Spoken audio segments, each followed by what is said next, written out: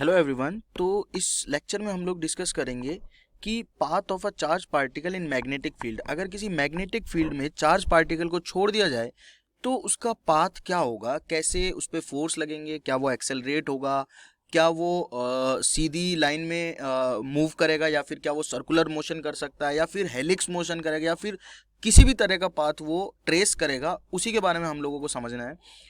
तो उसको समझने के लिए हमें एक चीज जाननी इंपॉर्टेंट है कि फोर्स जो है किसी भी पार्टिकल पे वो कितना लगता है। ठीक है, तो force on a moving charge. ठीक है, अगर किसी मूविंग चार्ज को मैं मैग्नेटिक फील्ड में छोड़ दूं तो उस पर फोर्स कितना लगता है, तो उसकी डायरेक्ट वैल्यू होती है जो आप लोगों ने पढ़ भी ली होगी, F is equals to Q V cross B. ठीक है, अब ये Q क्या है, V क्या है और B क्या है ये मैं बता देता हूं। क्योंकि फोर्स एक वेक्टर है, ठीक है, तो यहाँ पे क्रॉस प्रोडक्ट होना तो जरूरी ही था। वेक्टर के लिए यहाँ पे क्रॉस प्रोडक्ट होना जरूरी था, डॉट प्रोडक्ट तो हो नहीं सकता था। अब v क्या है, v है स्पीड ऑफ पार्टिकल। ठीक है, स्पीड ऑफ पार्टिकल है वेलोसिटी ऑफ पार्टिकल, इसको मैं लिखूंगा बेटर, क्योंकि वेक्टर है तो मैं लिखूंगा वेलोसिटी ऑफ पार्टिकल। ठीक,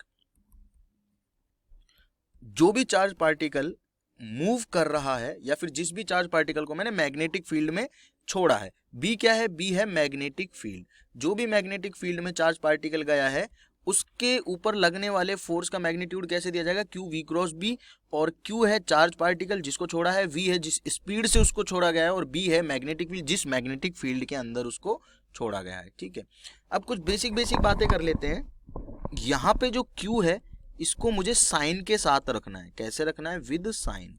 अब विद साइन का मतलब क्या है कि सपोज मैं एक प्रोटॉन को किसी मैग्नेटिक फील्ड में छोड़ देता हूं। अगर मैंने प्रोटॉन को मैग्नेटिक फील्ड में छोड़ा तो उस पर लगने वाले फोर्स की डायरेक्शन क्या होगी, v क्रॉस बी। अगर मान लो b है प्लेन के अंदर और उसकी स्पीड है यहाँ इस डायरेक्शन में v, ठीक है, तो b तो प्लेन के अंदर है, v इधर है, तो v क्रॉस भी मैं करूंगा तो क्या आएगी, देखो v क्रॉस भी करके देखो तो v क्रॉस भी आएगी, फोर्स की डायरेक्शन ऊपर, तो फोर्स इस डायरेक्शन में लगेगा। ठीक, अगर मैं सिमिलरली इलेक्ट्रॉन को छोड़ता हूं किसी, ये तो प्रोटॉन पे फोर्स है, ठीक है, किस पे है, प्रोटॉन पे। अगर मैं बात करूं इलेक्ट्रॉन के लिए तो इलेक्ट्रॉन पे फोर्स लगेगा जो वो होगा माइनस, क्योंकि यहाँ पे चार्ज क्या होता है इलेक्ट्रॉन का, माइनस हो जाएगा, तो माइनस वी क्रॉस बी, यानी कि वी क्रॉस बी की डायरेक्शन है ऊपर।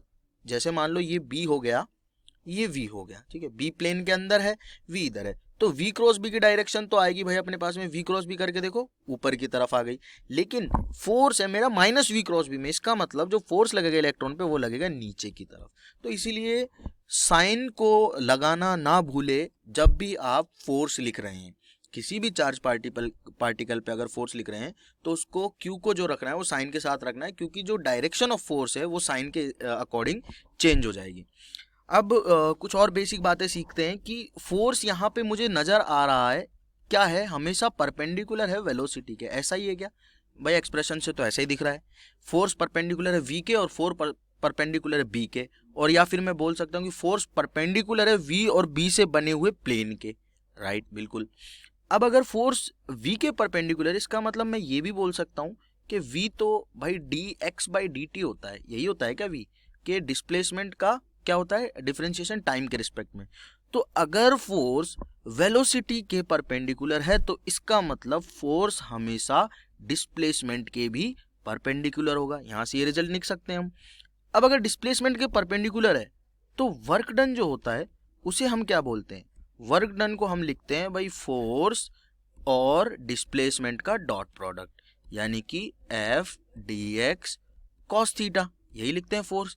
अब अगर फोर्स और डिस्प्लेसमेंट परपेंडिकुलर है तो कॉस थीटा की वैल्यू क्या हो जाएगी, जीरो। क्यों, क्योंकि थीटा हो जाएगा 90 डिग्री, और थीटा अगर 90 डिग्री हो गया तो कॉस 90 होता है जीरो, इसका मतलब वर्क डन आया जीरो।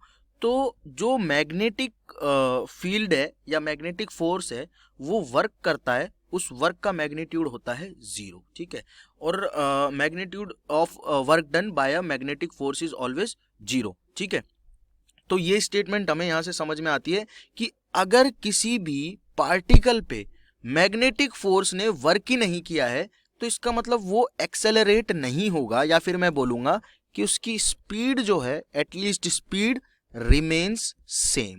ठीक है, जो स्पीड है वो क्या रहेगी, सेम रहेगी।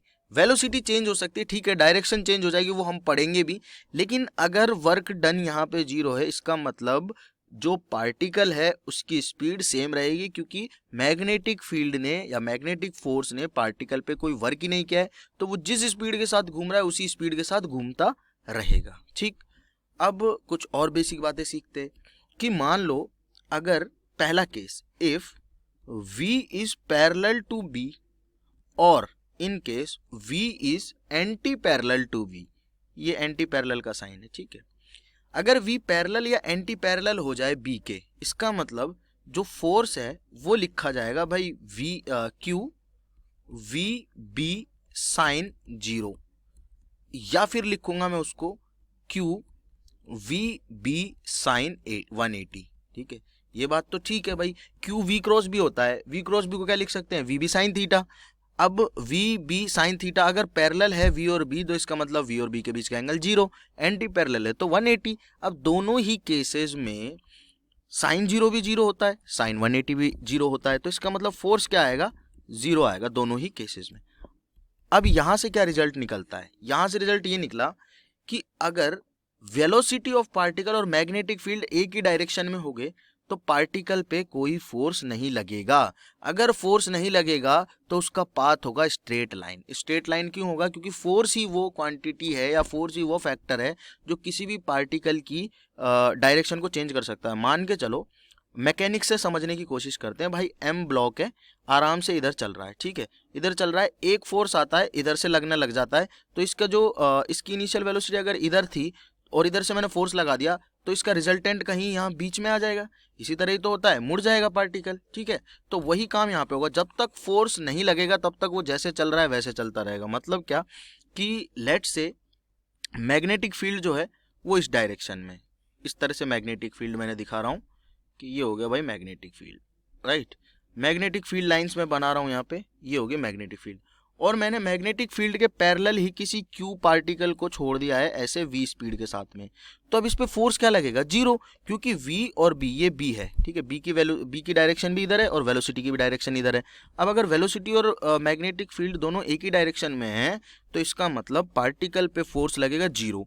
अगर पार्टिकल पे फोर्स 0 है तो इसका मतलब फोर्स 0 का मतलब क्या है कि नो एक्सेलरेशन, एक्सेलरेशन नहीं है, या फिर इसकी वेलोसिटी को चेंज करने वाला या इसकी डायरेक्शन को चेंज करने वाला कोई भी फैक्टर यहाँ पे नहीं है। अगर कोई भी फैक्टर यहाँ पे नहीं है तो पार्टिकल एज इट इज निकल जाएगा, बिल्कुल सीधा रहेगा, और इसका पाथ क्या होगा, स्ट्रेट लाइन।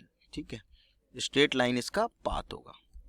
ठीक, क्योंकि पार्टिकल पे कोई फोर्स नहीं है, फोर्स नहीं है तो इसका मतलब क्या है, एक्सेलरेशन नहीं है, एक्सेलरेशन नहीं है, एक्सेलरेशन 0 है, इसका मतलब वेलोसिटी कांस्टेंट, और वेलोसिटी कांस्टेंट का मतलब है कि वेलोसिटी की डायरेक्शन और वेलोसिटी का मैग्नीट्यूड दोनों कांस्टेंट। ठीक, अब जो नेक्स्ट चीज हम यहाँ पे पढ़ते हैं वो इंपॉर्टेंट है और वहां से सवाल पूछे जाते हैं, वो है इफ एंगल बिटवीन, या फिर डायरेक्ट लिखते हैं एंगल बिटवीन से कोई angle between is not meaningful, v is perpendicular to b लिखते हैं सीधा, कि velocity of particle is perpendicular to magnetic field.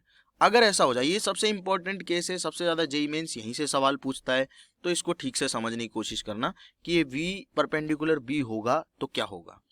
तो इसको भी समझ लेते हैं। मान लो कि मैग्नेटिक फील्ड जो है वो प्लेन के अंदर है। ठीक है, प्लेन के अंदर है तो भाई इसका मतलब 3D में हो गया, तो इमेजिनेशन पार्ट अब आप लोगों का खुल जाना चाहिए कि कैसे इमेजिन करना है इसको, क्योंकि प्लेन में ये सब चीज़ें दिखाना मुश्किल है, तो आपको थोड़ा सोचना पड़ेगा कि प्लेन के अंदर मैग्नेटिक फील्ड है तो मैग्नेटिक फील्ड लाइन प्लेन के अंदर जा रही होंगी। ठीक, अब मैं क्या करता हूँ, अपना पार्टिकल जो है ये रहा क्यू, इसको प्रोजेक्ट कर देता हूँ मैग्नेटिक फील्ड के परपेंडिकुलर। अब ये परपेंडिकुलर है क्या, पहले तो ये समझने की कोशिश करो। ऐसा नहीं है कि मैंने बोल दिया परपेंडिकुलर तो आपने मान लिया परपेंडिकुलर। इसको समझने की कोशिश करो कि क्या ये सही में परपेंडिकुलर है। बिल्कुल है, क्योंकि इस प्लेन में ये लाइन और ये लाइन दोनों परपेंडिकुलर। ठीक, और इस प्लेन के बाहर की तरफ आती हुई लाइन और अंदर की तरफ जाती हुई लाइन वो भी एक दूसरे के ये इसके परपेंडिकुलर। ठीक है, 3 एक्सिस बनाते कैसे बनाते हैं, ये इसके परपेंडिकुलर, ये इसके परपेंडिकुलर और ये इसके परपेंडिकुलर, ऐसे ही तो बनाते हैं। तो प्लेन के अंदर जो ये क्रॉस लगाए हुए हैं मैंने, वो दिखा रहे हैं अपने को मैग्नेटिक फील्ड की डायरेक्शन। तो मैग्नेटिक फील्ड कहाँ हो गया, प्लेन के बिल्कुल अंदर, और प्लेन के अंदर मैग्नेटिक फील्ड है और वेलोसिटी है एक्स डायरेक्शन में। इसका मतलब जो मैग्नेटिक फील्ड है वो तो है -z में, कहाँ पे है, -z में, और वेलोसिटी है i में। ठीक है, तो आई और जेड तो क्या होते हैं, आई जे और के या फिर एक्स में मान लेते हैं इसको, ठीक है। एक्स वाई और जेड तीनों एक दूसरे के क्या होते हैं, परपेंडिकुलर, तो एक्स और माइनस जेड परपेंडिकुलर हो गए, तो इसका मतलब ये परपेंडिकुलर है, ठीक भाई। अब देखते हैं इस पे फोर्स कितना लगेगा। तो फोर्स का जो मैग्नीट्यूड होगा, फोर्स हमें पता है भाई, फोर्स लगता है क्यू वी क्रॉस बी, यानी कि वी क्रॉस बी। इसको मैं थोड़ा और ओपन कर लेता हूं, तो वी बी साइन 90 लिख दूंगा। 90 क्यों लिखा, क्योंकि वी और बी परपेंडिकुलर है इस केस में। अगर मैं वी बी साइन 90 लिखता हूं तो क्यू वी बी बन जाएगा, क्योंकि साइन 90 की वैल्यू तो 1 होती है, ये तो हमें पता है। तो फोर्स जो आया पार्टिकल पे वो आया क्यू वी बी। अब इसकी डायरेक्शन जो होगी वो होगी वी क्रॉस बी की डायरेक्शन में। अब देखो वी इधर बी अंदर, तो वी क्रॉस बी जैसे ही मैं करता हूँ, देखो वी इधर और बी प्लेन के अंदर, ठीक है, ये वी और ये बी। वी क्रॉस बी करके देखो, अपने फिंगर्स कर्ल करो वी से बी की तरफ, तो थंब की डायरेक्शन कहाँ आ रही है, ऊपर, यानी कि पार्टिकल पे फोर्स लगा ऊपर, ठीक है। यानी कि पार्टिकल पे इस टाइम पे फोर्स लगा यहाँ फोर्स लगा, तो इसका मतलब पार्टिकल जैसे इधर मूव करना स्टार्ट हुआ उस पर एक ऊपर की तरफ फोर्स लगने लगा, जिससे पार्टिकल का पाथ थोड़ा सा ऊपर हो गया। अब मान लो कि पार्टिकल यहाँ पहुंच गया है, ठीक है, तो इसकी वेलोसिटी की डायरेक्शन ये हो गई। मैग्नेटिक फील्ड है वो अभी भी प्लेन के अंदर है, मतलब क्या कि मैग्नेटिक फील्ड प्लेन के अंदर और वेलोसिटी इधर, ठीक है। अब करके देखो वी क्रॉस बी, ठीक है, तो वी क्रॉस बी जैसे आप करके देखोगे तो थंब की डायरेक्शन आएगी इधर, मतलब कि इस बार फोर्स लगा इधर की तरफ, तो पार्टिकल का पाथ थोड़ा सा और डेविएट हुआ, ठीक है। तो इसी तरह से हर एक पॉइंट पे इस तरह से फोर्स लगेगा जो वेलोसिटी के हमेशा परपेंडिकुलर होगा, जो कि इस पार्टिकल को कोशिश करेगा घुमाने की इन अ सर्कुलर पाथ। तो ये इंपॉर्टेंट केस है, जब भी वेलोसिटी परपेंडिकुलर होगी मैग्नेटिक फील्ड के, तो पार्टिकल किस पाथ में घूमेगा, सर्कुलर पाथ में। और यहाँ से सबसे ज़्यादा क्वेश्चन जेईई मेंस पूछता है कि भाई इंपॉर्टेंट चीज़ें होती हैं कि टाइम पीरियड बताओ जब घूम रहा है, तो एंगल कितना घूमा मैग्नेटिक फील्ड में वो बता दो, किस वेलोसिटी से भेजू के π/3 एंगल पे घूम के वापस निकल जाए, कितनी मैग्नेटिक फील्ड की थिकनेस होनी चाहिए, कितनी डेप्थ होनी चाहिए कि ये 3 सेकंड में बाहर आए, and such kind of questions, ठीक है। तो ये बात तो समझ में आ गई हमें कि कैसे ये पार्टिकल घूमा इस पर्टिकुलर मैग्नेटिक फील्ड में, ठीक है। पार्टिकल पे हमेशा एक फोर्स लग रहा था, मैग्नेटिक फील्ड अंदर था, पार्टिकल पे वेलोसिटी इधर थी, तो फोर्स किधर आया, वी क्रॉस बी की डायरेक्शन, मतलब ऊपर की तरफ। फिर पार्टिकल थोड़ा इधर मुड़ा, जब यहाँ था पार्टिकल तो वेलोसिटी इधर, मैग्नेटिक फील्ड अंदर, तो वी क्रॉस बी किया तो पार्टिकल फोर्स आया इधर, तो पार्टिकल थोड़ा और इधर मुड़ा। तो इस तरह से मुड़ मुड़ के इस तरह से इस तरह से इस तरह से उसने एक सर्कुलर पाथ ट्रेस कर लिया। तो जब भी पार्टिकल पे मैग्नेटिक फील्ड और वेलोसिटी, पार्टिकल की वेलोसिटी और मैग्नेटिक फील्ड जिसमें पार्टिकल को प्रोजेक्ट कर रहे हैं हम, वो दोनों परपेंडिकुलर होंगे, तो फोर्स उस पर जो लगेगा वो हमेशा परपेंडिकुलर टू वेलोसिटी होता है, जिसकी वजह से पार्टिकल एक्सेलरेट होने लगता है। यानी कि देखो टुवर्ड्स द सेंटर एक्सेलरेशन मिल रहा है। ये चीज़ भी हम लोग डिस्कस कर ही लेते हैं कि जब ये पार्टिकल यहाँ पे है, ठीक है, तो हमेशा देखो इधर वेलोसिटी है, फोर्स लग रहा है ऊपर, ठीक है। यानी कि अगर मैं इसको सर्कल का सेंटर मानूं तो सेंटर की तरफ फोर्स लग रहा है। सिमिलर केस यहाँ पे, जब यहाँ पे मैग्नेटिक फील्ड है, यहाँ पे पार्टिकल की वेलोसिटी है, तो towards the centre again force लग रहा है। मान लो पार्टिकल यहाँ पे है, वेलोसिटी इधर है और मैग्नेटिक फील्ड अंदर की तरफ, तो वी क्रॉस भी करेंगे तो इधर की तरफ फोर्स लग रहा है। मतलब कि किसी भी टाइम पे अगर मैं फोर्स देखूं तो वो हमेशा टुवर्ड्स द सेंटर लग रहा है। अगर एक ऐसा फोर्स मौजूद है, कैसा फोर्स, जो पार्टिकल पे हमेशा टुवर्ड्स द सेंटर एक्ट कर रहा है, तो उसे मैं बोलता हूं सेंट्रीपिटल फोर्स। और ये सिर्फ मैं नहीं बोलता हूं, ये सब बोलते हैं इसको, सेंट्रीपिटल फोर्स इसे कहते हैं, क्योंकि ये हमेशा लगता है टुवर्ड्स द सेंटर, या फिर रेडियली भी इसको मैं बोल सकता हूं, टुवर्ड्स द सेंटर। और ये कब लगता है, ये तभी लगता है जब पार्टिकल एक सर्कुलर मोशन में मूव कर रहा होता है। मतलब कि सर्कुलर पाथ के लिए क्या जरूरी है, सेंट्रीपिटल फोर्स, और वहां यहाँ पे मिल रहा है, ठीक है। तो ये बेसिक इंफॉर्मेशन है, जब पार्टिकल किस डायरेक्शन में मूव करे, मैग्नेटिक फील्ड के परपेंडिकुलर मूव करे। और अगर मैग्नेटिक फील्ड के परपेंडिकुलर मूव करेगा तो फोर्स जो होगा, यानी कि ये QVB जो होगा, ये क्या बन जाएगा, ये बन जाएगा सेंट्रीपिटल फोर्स, जो कि इंपॉर्टेंट फोर्स है किसी भी पार्टिकल को सर्कुलर पाथ में घुमाने के लिए। इंपॉर्टेंट नहीं, ये बोलूंगा कि ओनली फोर्स है which can move particle in a circular path. तो सर्कुलर पाथ में घूमने के लिए क्या चाहिए, सेंट्रीपिटल। मिल रहा है, बिल्कुल, तो मिल रहा है तो क्या करेगा पार्टिकल, सर्कुलर पाथ में घूमेगा, घूमेगा तो घुमाएगा कौन, QVB। तो इसका मतलब QVB ही वो फोर्स है क्या जो इसके लिए सेंट्रीपिटल फोर्स का काम कर रहा है, बिल्कुल वही फोर्स है। तो यहां से मैं ये भी लिख सकता हूं कि QVB बराबर mv² अपॉन आर, ऐसा भी लिख सकता हूँ क्या? अगर पार्टिकल ने लेट से आर रेडियस के पाथ में सर्कुलरली ट्रेवल किया है, सर्कुलर पाथ ट्रेवल किया है, तो प्रैक्टिकली जो mv² अपॉन आर है, जो सर्कुलर पाथ में घूमने के लिए सेंट्रीपिटल फोर्स मिल रहा है, वो दिया किसने है? वो दिया तो इस QVB नहीं है। तो मतलब ये है कि QVB ही क्या इसके लिए सेंट्रीपिटल फोर्स का काम कर रहा है? तो मैं बोलूँगा बिल्कुल कर रहा है। तो यहाँ V से V कैंसिल आउट कर दूँ तो R की वैल्यू क्या आ जाएगी? mv upon QB। ठीक है, तो ये हो गई रेडियस जिसमें पार्टिकल घूमेगा। अब हम इंपॉर्टेंट रिजल्ट्स की तरफ बढ़ रहे हैं। mv अपॉन QB यानी कि mass of the particle, speed of the particle divided by QB। Q क्या है? Charge of the particle, B है मैग्नेटिक फील्ड। ठीक है, तो किस रेडियस में घूमेगा पार्टिकल? mv अपॉन QB में। तो देखो हुआ क्या है, उसको फिर से समझने की कोशिश करते हैं ना, क्योंकि important part of the chapter है, तो इसमें हम लापरवाही नहीं कर सकते। इसको समझना और सीखना बहुत इंपॉर्टेंट है।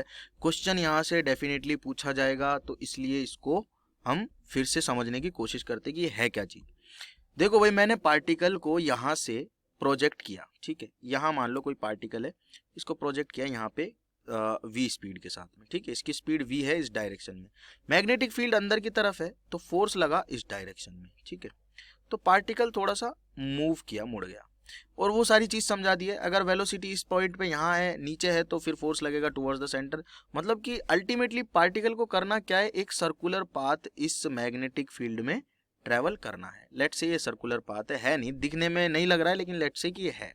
ठीक है, अब जो फोर्स लगा वो हमेशा क्या था? Towards the centre. कोई भी पॉइंट उठा के देखो, फोर्स लगेगा हमेशा टुवर्ड्स द सेंटर ही। तो उस फोर्स को मैंने सेंट्रीपिटल फोर्स नाम दे दिया, जिससे मुझे पता चल गया कि इसकी जो रेडियस होगी, ये जो सर्कुलर पाथ ट्रेस किया पार्टिकल ने इस मैग्नेटिक फील्ड में, उसकी रेडियस हो जाएगी भाई mv अपॉन QB। ठीक है, अब अगर मैं बोलूं कि टाइम पीरियड क्या होगा, टाइम पीरियड मतलब कि कितने टाइम में ये चक्कर पूरा कर लेगा। ठीक है, तो भाई कितने टाइम में कर लेगा? टाइम पीरियड होगा कि कितनी दूरी चलेगा, तो चलेगा 2πr, डिवाइडेड बाय कितनी स्पीड से चलेगा, वो चलेगा v स्पीड से। ठीक है, तो 2πr अपॉन v से मुझे टाइम पीरियड मिल जाएगा। तो टाइम पीरियड को अगर मैं t बोल रहा हूँ, तो 2π अपॉन v में एज इट इज रखता हूँ, और r की वैल्यू रख देता हूँ मैं mv अपॉन QB, क्योंकि r जो रेडियस है इसकी ट्रेवल की है इसने, वो तो mv अपॉन QB है, मुझे पता है। तो मैंने v से v कैंसिल आउट कर दिया, तो t की वैल्यू मुझे मिल गई, t is equals to 2πm upon QB। ठीक है, तो इतने टाइम में जो पार्टिकल है जो कि सर्कुलर पाथ में घूम रहा है r रेडियस में, वो इतने टाइम में 2πm अपॉन QB में क्या कर लेगा? अपना एक चक्कर पूरा कर लेगा। अब भाई अगर 2πm अपॉन QB में एक चक्कर पूरा कर रहा है, तो फ्रीक्वेंसी की भी बात कर लेते हैं। अगर फ्रीक्वेंसी में बोलूँ तो फ्रीक्वेंसी तो 1 अपॉन टाइम पीरियड होती है। इसका मतलब QB अपॉन 2πm, ये हो गई इसकी फ्रीक्वेंसी के एक सेकंड में कितने चक्कर लगाएगा? QB upon 2πm। ठीक है, इंपॉर्टेंट रिजल्ट है, फटाफट निकालते जा रहे हैं हम लोग। अब अगर मैं बात करूँ इसके एंगुलर स्पीड कितनी होगी, जिसे हम ओमेगा बोल रहे हैं, तो ओमेगा होता है भाई 2π अपॉन टी। अगर ओमेगा 2π अपॉन टी है, तो 2π डिवाइडेड बाई टी की वैल्यू क्या रख दूँ? 2πm अपॉन QB, तो रख देता हूँ 2πm अपॉन QB। तो ओमेगा की वैल्यू मिल गई मुझे QB अपॉन m। ठीक है, अब ये इंपॉर्टेंट रिजल्ट्स हैं, यहाँ से सवाल कुछ भी दिया जा सकता है, कुछ भी पूछा जा सकता है, कोई भी वैल्यू गिवन हो सकती है। इंपॉर्टेंट सिर्फ यही है कि आपको ये पता होना चाहिए कि फोर्स कहाँ लग रहा है। डायरेक्शन का खेल आएगा पूरा। डायरेक्शन अगर आप निकाल सकते हैं फोर्स की, तो उसके बाद तो फॉर्मूलाज हैं, फॉर्मूलाज पुट करो और आंसर निकालो। तो अब एक क्वेश्चन देखते हैं कि क्वेश्चन में बोला गया है भाई ये कोई पार्टिकल है, इसने सर्कुलर पाथ ट्रेवल कर लिया है, इसको 30 डिग्री पे हॉरिजॉन्टल के साथ में v वेलोसिटी से v0 वेलोसिटी से छोड़ दिया गया। ठीक है, अगर इसको छोड़ दिया गया 30 डिग्री पे, तो बोला गया है कि find the time spend by particle in magnetic field, कि मैग्नेटिक फील्ड में इस पार्टिकल ने कितना टाइम स्पेंड किया। ये मैग्नेटिक फील्ड की बाउंड्री है वाली लाइन। ठीक है, यानी कि इससे पहले पहले जो टाइम इसने स्पेंड किया है इस पार्टिकल ने मैग्नेटिक फील्ड में, वो मुझे निकालना है। अब देखो भाई, ये अगर घूम रहा है ऐसे सर्कुलर पाथ में, तो इस पॉइंट पे अगर मैं फोर्स लिखना चाहूँ, तो v0 इधर, मतलब वेलोसिटी इधर, और मैग्नेटिक फील्ड अंदर, तो q v क्रॉस भी करूंगा तो भाई इधर आएगा परपेंडिकुलर कहीं। ठीक है, तो मतलब इसका सेंटर तो कहीं यही होगा, क्योंकि फोर्स हमेशा टुवर्ड्स द सेंटर होता है। ये बात समझ में आ गई। और इस पॉइंट पे करूंगा तो फिर यहाँ पे भी टुवर्ड्स द सेंटर आएगा, मतलब इसका सेंटर कहीं यहाँ पे हो गया। ठीक, ये बात तो हमें समझ में आ गई। अब आगे की बातों को समझते हैं कि अगर ये एंगल 30 डिग्री है, ठीक है, तो ये एंगल 60 डिग्री हो गया। ठीक है, ये एंगल 60 डिग्री है, तो भाई ये 30 डिग्री हो गया। ठीक है, ये बात है ना, 30 डिग्री हो गया, ये 30 तो ये 90, तो भाई ये 60 हो गया, और ये फिर सेम 60 हो गया, यही सेम ही काम होगा। अब ये चीज आपको पता होनी चाहिए कि जितने डिग्री पे पार्टिकल मैग्नेटिक फील्ड में एंटर होता है हॉरिजॉन्टल से बात कर रहा हूँ, या किसी भी रेफरेंस पॉइंट से जितने डिग्री पे एंटर हुआ है उतने ही डिग्री पे बाहर निकलेगा, ये चीज आपको पता होनी चाहिए। मैथ्स का डेरिवेशन है, आप खुद भी कर सकते हो, ये ज्योमेट्री है, इसमें फिजिक्स बिल्कुल भी नहीं है कि जितने डिग्री पे पार्टिकल एंटर होगा उतने डिग्री पे बाहर जाएगा, और मैंने वैसा आपको दिखा भी दिया है कि क्या हो रहा है यहाँ पे 60-60। अब एक्चुअल में पार्टिकल यहां से एंटर हुआ और यहां से बाहर निकला, इसका मतलब पार्टिकल ने कितना एंगल घूमा, इतना एंगल घूम लिया, किसमें, मैग्नेटिक फील्ड के अंदर। एक्चुअल में पार्टिकल ने यहां से ऐसे ऐसे घूमना स्टार्ट किया, और कितना एंगल घूमा भाई, एंगल घूमा है 120 डिग्री, ठीक है। तो angle rotated bye particle in magnetic field, के मैग्नेटिक फील्ड में पार्टिकल ने, बी लिख रहा हूं मैग्नेटिक फील्ड को, मैग्नेटिक फील्ड में पार्टिकल ने कितना एंगल रोटेट किया है भाई, 120 डिग्री। या क्या मैं इसको लिख सकता हूं 2π/3, 2π/3 का मतलब क्या है भाई, π/3 का मतलब है 60, तो 2 से मल्टीप्लाई कर दूंगा तो 120, ठीक है। अब थीटा जो होता है एंगुलर डिस्प्लेसमेंट, उसे हम बोलते हैं ओमेगा टी, ठीक है। अब ओमेगा क्या होता है, ओमेगा तो मैंने अभी बताया, ओमेगा की वैल्यू होती है, थीटा की वैल्यू थीटा, ओमेगा की वैल्यू होती है भाई QB/m, ठीक है, मल्टीप्लाइड बाई टी। ये टी ही तो फाइंड करना है कि कितने टाइम में थीटा डिग्री उसने घूमा है। अब थीटा कितना घूमा है उसने भाई, थीटा घूमा है 2π/3, ठीक है। ओमेगा मुझे पता है, ओमेगा क्या होता है, किसी भी पार्टिकल को अगर 90 डिग्री पे प्रोजेक्ट किया जाए किसी पर्टिकुलर मैग्नेटिक फील्ड में, देखो मैग्नेटिक फील्ड अंदर है, और जो मतलब मैग्नेटिक फील्ड प्लेन के अंदर है, तो इस प्लेन में जितनी भी लाइन होंगी सारी परपेंडिकुलर होंगी, तो मैं पार्टिकल को तो इसी प्लेन में छोड़ रहा हूँ, जो पेपर का प्लेन है, तो वो हमेशा परपेंडिकुलर रहेगा अंदर वाले और बाहर वाले मैग्नेटिक फील्ड के, तो परपेंडिकुलर तो है मैग्नेटिक फील्ड, ये चीज़ तो मुझे समझ में आ गई। अब अगर मैग्नेटिक फील्ड और वेलोसिटी परपेंडिकुलर हैं, तो उसका जो एंगुलर स्पीड होगा पार्टिकल का वो होगा QB/m, तो डायरेक्ट फॉर्मूला में पुट किया, तो भाई टी की वैल्यू आ गया अपने पास में 2πm/3QB, तो इतना टाइम लगेगा पार्टिकल को इस मैग्नेटिक फील्ड में, ठीक। यहां से ये बात क्लियर होती है, ओके। अब अगले सवाल की तरफ मूव करते हैं। मुझे यहाँ पे दिया गया है कि एक चार्ज पार्टिकल है, Q चार्ज है, M मास है, V0 स्पीड से ऐसे इस डायरेक्शन में उसको प्रोजेक्ट किया गया, परपेंडिकुलर मैग्नेटिक फील्ड है, और वो किसी टाइम पे इस मैग्नेटिक फील्ड की बाउंड्री को पार करके थीटा एंगल पे हॉरिजॉन्टल से निकल जाता है। बोला गया है कि फाइंड एंगल ऑफ डेविएशन। अब पहली बात तो ये कि जो ये T दिया हुआ है, ये T अगर इस पर्टिकुलर पार्टिकल की रेडियस से कम होगा, रेडियस से कम होगा का क्या मतलब है कि ये कम होगा mv/qb से, mv0/qb से, ये t अगर कम होगा तभी ये बाहर निकलेगा। एक्चुअल में क्या है कि पार्टिकल जब घूमता है किसी पर्टिकुलर मैग्नेटिक फील्ड में, सर्कुलर पाथ अगर ट्रेस कर रहा है, ट्रेवल कर रहा है, तो उसकी रेडियस होती है mv0/qb, यानी कि अगर ये t की वैल्यू इतनी होती तो ये भाई इसके अंदर ना आराम से पूरा सर्कल कर लेता, ठीक है, आराम से कर लेता, क्योंकि t की वैल्यू एग्जैक्टली इसकी रेडियस के बराबर है, तो मतलब कि भाई अगर t की वैल्यू इसकी रेडियस के बराबर होती तो ये इस तरह से एटलीस्ट हाफ सर्कल इस तरह से इसके अंदर कर लेता, ठीक है, क्योंकि ये वैल्यू किसके बराबर होती, फिर रेडियस के बराबर, और इसका सेंटर आता है यहाँ पे, ठीक है। ये मैं बोलना चाह रहा हूँ कि t की वैल्यू अगर इस पार्टिकल के रेडियस के बराबर होती तो ये पार्टिकल इस तरह से घूम के हाफ सर्कल इसके अंदर ट्रैवल कर लेता, और क्योंकि ये t है और ये इसकी रेडियस के बराबर होती है तो बिल्कुल एग्जैक्टली हाफ सर्कल ट्रेस करता। अब क्योंकि ये यहाँ से बाहर हो गया है, इसका मतलब t छोटा रहा होगा इससे, mv/qb से, या इसकी रेडियस से, क्योंकि अगर बराबर होता तो ये हाफ सर्कल करता, अब हाफ से पहले होगा तो छोटा रहा होगा। इसका मतलब अगर ये छोटा रहा है, ये जो t है ये छोटा रहा है रेडियस से, ठीक है, इसका कहने का मतलब क्या है कि ये जो t यहाँ से और यहाँ तक की जो दूरी है, ठीक है, ये लेस देन है रेडियस से, किसके, कौन से रेडियस से, जो mv/qb होता है उससे, ठीक है। तो लेट्स से कि पार्टिकल पे फोर्स तो हमेशा परपेंडिकुलर डायरेक्शन में लगता है और टुवर्ड्स द सेंटर लगता है, तो लेट्स से कि इस पे फोर्स लग रहा है टुवर्ड्स द सेंटर, यहाँ इसका सेंटर है, ठीक है, तो यहाँ से भी इसको ज्वाइन कर देते हैं। इस पॉइंट पे जो फोर्स लग रहा होगा v इधर है, b अंदर है, तो इसी डायरेक्शन में लग रहा होगा, ठीक है, और ये हॉरिजॉन्टल वाली लाइन इसको मिला देते हैं, ठीक है। अब मुझे कैसे पता चला कि भाई ये पॉइंट सेंटर ऊपर ही आएगा, ऐसे पता चला क्योंकि अगर ये t बराबर होता r के तो सेंटर यहाँ आ जाता, क्योंकि तब ये t डिस्टेंस r के बराबर होती। अब डेफिनेट सी बात है, ये t की वैल्यू r से छोटी है तो इसका मतलब इसका सेंटर कहीं ऊपर रहा होगा, तभी तो ये इसके रेडियस के बराबर नहीं बनी थिकनेस। ठीक, अब क्या करेंगे, ये एंगल क्योंकि थीटा है, ये 90 माइनस थीटा, तो ये थीटा, तो ये 90 माइनस थीटा, तो ये थीटा हो गया। ठीक है, ये एंगल थीटा हो गया। अब मैं लिखता हूं साइन थीटा। साइन थीटा क्या हो जाएगा, t डिवाइडेड बाई r।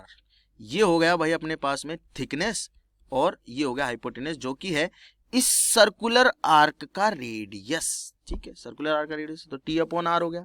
अब r की वैल्यू क्या होती है भाई, r की वैल्यू तो mv अपॉन क्यू भी होती है, तो sine theta is equals to हो गया t upon mv naught upon Q B, तो T Q B upon M V naught आ गया। ठीक है, या इसको मैं लिख सकता हूँ Q B T upon M V naught. तो एंगल ऑफ डेविएशन क्या, साइन थीटा जो आया वो आया Q B T upon M V naught, या मैं थीटा की वैल्यू लिखना चाहूँ तो sine inverse Q B T upon M V naught आ जाएगी। तो वो थीटा ही निकालना था और वो मैंने निकाल दिया कि एंगल ऑफ डेविएशन कितना है। अब देखो यहाँ पे समझने वाली बात सिर्फ और सिर्फ ये थी कि मुझे ये पता चल गया ना कि यहाँ पे पार्टिकल बाहर हो रहा है, और अगर ये दूरी, ये वाली दूरी थिकनेस जो है वो रेडियस के बराबर होती तो पार्टिकल तो आधा सर्कल कंप्लीट करके इसके अंदर निकलता। अब क्योंकि ऐसा नहीं है तो इसका मतलब ये यहाँ पे निकला है, तो इसका मतलब ये कोई बड़ा सर्कल ट्रेस कर रहा है, तो इसका सेंटर कहीं ऊपर आएगा, तो ऊपर आएगा, तो मैंने मान लिया ऊपर सेंटर। ठीक है, जिसमें से ये दूरी इसकी रेडियस के बराबर है, ये दूरी इसकी रेडियस के बराबर है। यहाँ से मैंने साइन थीटा निकाल दिया लगा के कि t अपॉन आर, और साइन थीटा की वैल्यू, आर की वैल्यू मुझे पता है mv अपॉन क्यू बी होती है, तो जिसकी वजह से sine theta is equals to आ गया Q B T upon M V naught. तो ये था हमारा लेक्चर बेसिक बातों के ऊपर कि कैसे कोई पार्टिकल मूव करता है सर्कुलर पाथ में जब हम उसको परपेंडिकुलर प्रोजेक्ट करते हैं मैग्नेटिक फील्ड के। ठीक, अब इसके ऊपर जो डीपीपी मिलेगी आपको उसको प्रैक्टिस करना है। बहुत सारे सवाल आपको बहुत सारी बुक्स में मिल जाएंगी, बाकी डाउटनेट ऐप में सारी बुक्स ऑलरेडी हम लोगों ने डाले हुए हैं, वहाँ से क्वेश्चंस को आप देख सकते हैं और सॉल्व कर सकते हैं। Thank you.